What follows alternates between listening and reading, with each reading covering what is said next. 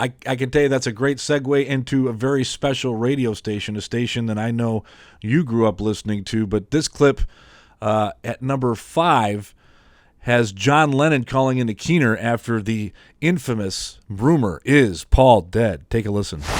John Lennon, there is no doubt in your mind about the fate of Paul McCartney. No, it's a joke, isn't it? I mean, Paul isn't dead, and if he was, we would have told you, We'd be the first to know.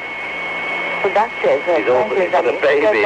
He's recording music for Ringo's film and producing Mary Hopkins, so he's very much alive.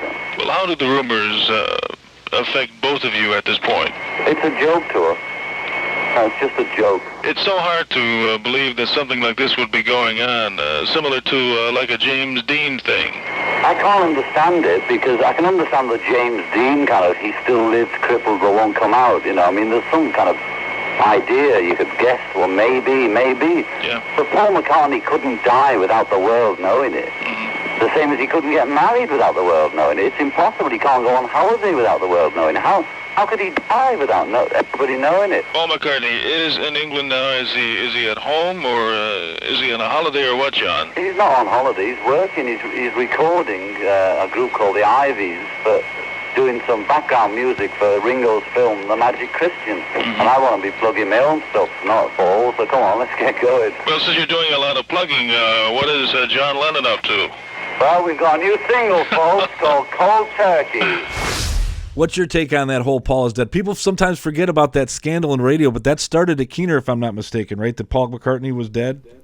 Boy, I'll tell you what, it was bigger than anything. It was bigger than all life in our household, the Calvert household. I had 2 older sisters and the Sasty Nisters. And we would sit around the radio at night listening to Keener. And I think it was like Scotty Regan, and it was crossing over at the time as well. Lee Allen had no choice but to get involved. And I believe that Lee at the time was on 1270 WXYZ, Club 1270. And so it was the Keener-Wixie Wars, but the whole thing started in, I think it was 1966. And how it evolved was basically from a college newspaper, and it started somewhere, I believe, in Illinois, and then worked its way into Ann Arbor. I don't know. I can't put together all the pieces, but I've done it many times, and I should remember it, but I don't. But it was real. It was big. When people started finding the sounds and being able to broadcast the actual sound, Paul is, well, I Buried Paul.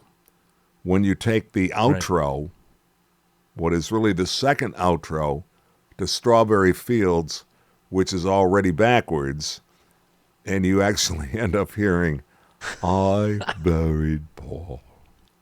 I buried Paul. That's real? Well, if you listen to it, it sure sounds like it. But, and there's, to this day, there are arguments over what he's saying. And because the song Strawberry Fields ends, and then it comes back and ends a second time, and that is, the music is reversed, so it goes all over the map. But at the very end of that, as the drums are drumming backwards, you hear, I buried Paul. I buried Paul. And so the kids were like, there it is, it's for real. They took all of the album covers, the one album cover, well, Abbey Road, of course, where Paul is walking across the street in bare feet. When they bury people, I guess, apparently they don't put shoes or socks on people, and they always buried people in their bare feet. So he had bare feet. The other was in, I forget the Beatles album, where Paul is inside a music case, and the rest of the guys are leaning on the music case. That was a coffin. That was the coffin reference. See, the Beatles were in on it, so they were just these subtle clues everywhere. And then I believe the best was the number nine. When you played that backwards, it was, turn me on, dead man. Turn me on, dead man. Turn me on, dead man. So I just got to say one thing. one time when I was doing morning radio,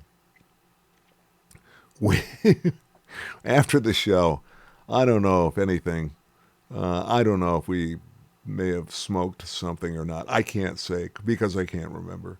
But I went into the studio and I just kept saying, number 9, number 9, number 9. And then I flipped over the tape, and it was with one of the engineers. It was a WRIF. And we each had, at the time, we weren't allowed to have VU meters, which was interesting. And at one time, there was actually record spinners. You could only talk.